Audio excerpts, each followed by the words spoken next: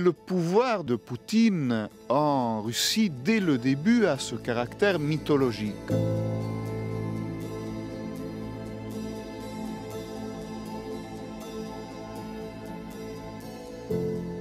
Après l'expérimentation sauvage, disons, du capitalisme pendant les années 90 en Russie, la société russe arrive complètement essoufflée à la fin des années 90, avec le rouble qui s'est écroulé, l'État qui ne paye plus ses salaires et l'humiliation internationale du bombardement de Belgrade de la part des forces de l'OTAN.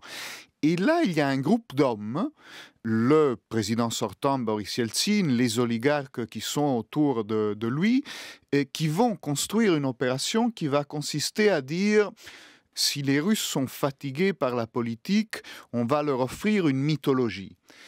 Et le pouvoir de Poutine en Russie, dès le début, a ce caractère mythologique. C'est-à-dire, c'est quelqu'un qui, d'abord, propose un parti qui est celui de l'unité, le symbole de l'ours russe. On ne se divise plus, on se réunit. Et d'une certaine façon, c'est une forme de populisme quand même, parce que c'est quelqu'un qui va dire: moi je ne suis pas un homme politique comme les autres, moi je représente le peuple russe dans son entièreté, avec un fondement dès le début de très grande violence.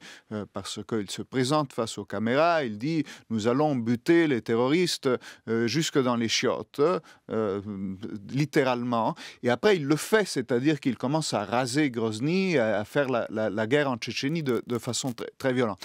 Et cette violence-là, elle est toujours présente dans le gouvernement de Poutine, mais elle est faite aussi au nom du peuple. Quand les chemins de fer ne fonctionnaient pas en Russie, Staline convoquait le président des chemins de fer, lui faisait admettre qu'il était un saboteur des chemins de fer et le fusillait. Et voilà que les traîtres du peuple, ils étaient condamnés et la colère du peuple trouvait un exutoire. Et ça, Poutine l'a fait énormément, par exemple, justement dans sa campagne contre les oligarques, quand il met en prison Mikhail Khodorkovsky, qui est le plus riche d'entre eux, il fait sa campagne électorale de 2003 et de 2004 sur ça.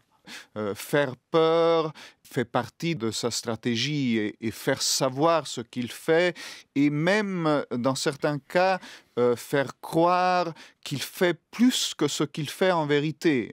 Et ça a été le cas macroscopique des élections américaines. Évidemment qu'il y a eu là-dedans des interférences russes, mais est-ce que c'est les Russes qui ont fait élire Donald Trump aux États-Unis?